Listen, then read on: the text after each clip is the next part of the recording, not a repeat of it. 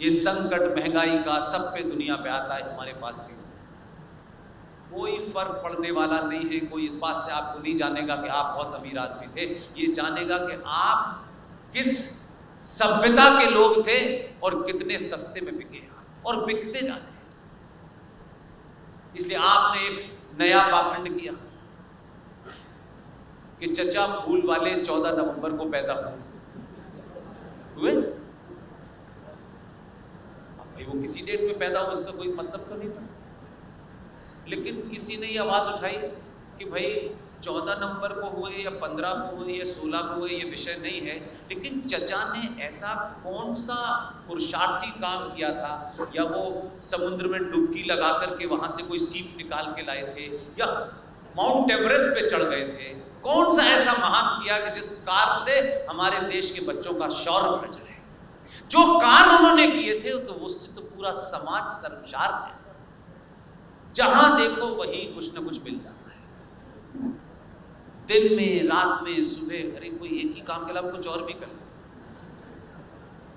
लेकिन हम जब बच्चों से कहते हैं कि आज जवाहरलाल नेहरू जी का जन्मदिन है, वो देश के पहले प्रधानमंत्री थे, उन्हें बच्चों से प्यार था, मैंने कई बार कहा ये नोशन गलत है, ये नोशन गलत है। आप समझ रहे हैं उन्हें बच्चों से प्यार था।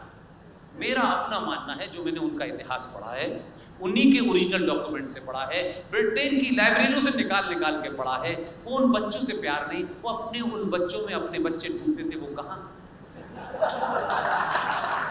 और मिले नहीं, इस सालों में उन्हें मिलते नहीं थे, कहां गए। अब जहां जाते हैं वहीं बच्चे होते हैं उनके, आसाम में ढूंढ रहे हैं, केरल में ढूंढ रहे हैं, मिल नहीं पा रहे। अब बच्चे परेशान नहीं कि ये चिल्ड्रन डे इसलिए मनाया जाता है, इस बहाने ढूंढ ले कौन सा वाला है, और उन्हें बच्चों से कतई प्यार नहीं था, बच्चों की अम्मी से प्यार।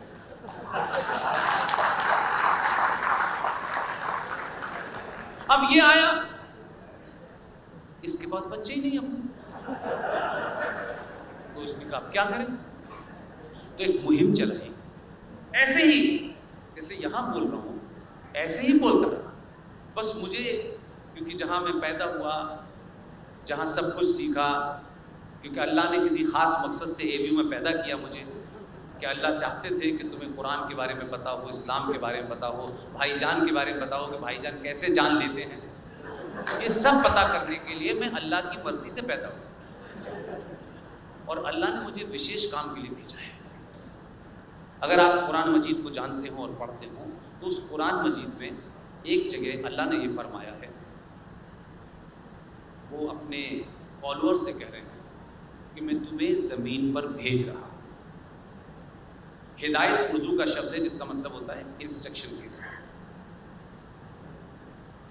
इस जमीन पे जाकर के तुम्हें ये करना है, ये नहीं करना।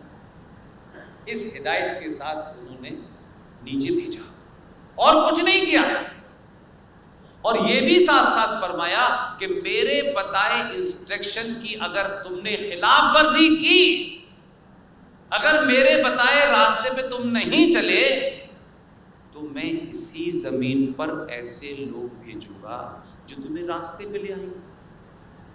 अब अल्लाह मियां ने ये नहीं बताया था कि 14 में आस्तीन वाला आएगा, ये नहीं बताया था अल्लाह ने, ये कहीं नहीं लिखा उन्होंने कि ऐसा है, क्योंकि अल्लाह ने, और फिर तुम कहते हो कि अल्लाह, हमें उस पर यकीन, तुम्हें अल्लाह पे यकीन है, तुम कहते हो हम उसके ऊपर सवाल ही नहीं उठा सकते, लेकिन तुमने कॉन्शियसली अनकॉन्शियसली इतना बड़ा पाखंड और झूठ बोला कि तुम्हें अल्लाह पे यकीन, तुम्हें 1% अल्लाह पे यकीन नहीं है। इसलिए कह रहा हूं एक बात, अल्लाह ने नाक यहां लगाई, कान यहां लगाया, हम सबको भी अल्लाह ने भेजा, थोड़ी देर के लिए मान ले भेजा है ना। तो जब मुसलमानों को पैदा किया था तो वहां से नाक कान बाल क्या वैसे ही भेजा था, उसमें तो कोई फर्क नहीं है कि नहीं है। तुम झूठे हो, मक्कार हो, इस देश के मुसलमानों, पूरी दुनिया के मुसलमानों, तुम बहुत मक्कार हो, तुमको अल्लाह पे भी यकीन नहीं है और अल्लाह के रसूल पे भी यकीन नहीं है। अगर अल्लाह ने तुम्हें भेजा था तो क्या अल्लाह को नहीं पता था कि काट छाट ऊपर से करके भेजे?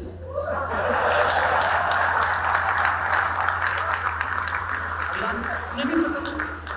तुमने उनकी बनाई इस मखलूक में छेड़छाड़ की, तब तुम मुसलमान हुए। और ये हिंदू जो खुश है, आपने कैंची क्यों बनाई